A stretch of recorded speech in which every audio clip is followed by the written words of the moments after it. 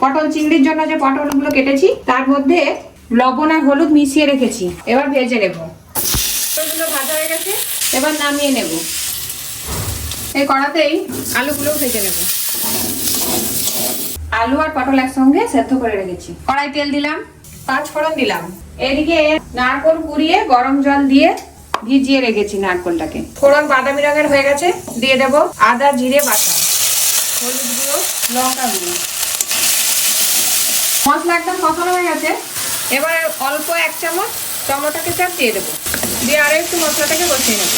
মশলাটা কষানো হয়ে গেছে, একদম তেল ছেড়ে দিয়েছে। দিয়ে দেবো সেদ্ধ করে রাখা সবজি। এদিকে চিংড়ি মাছ ভেজে রেখেছিলাম, ভেজে রাখা চিংড়ি মাছগুলোও দিয়ে দেবো। একসঙ্গে মিশিয়ে কিছুক্ষণ ফুটিয়ে নেব। শেষে দিয়ে দেবো একটু গরম মশলা গুঁড়ো আর দেবো নারকেলের দুধ। পটল চিংড়ি রেডি, এবার নামিয়ে নেব।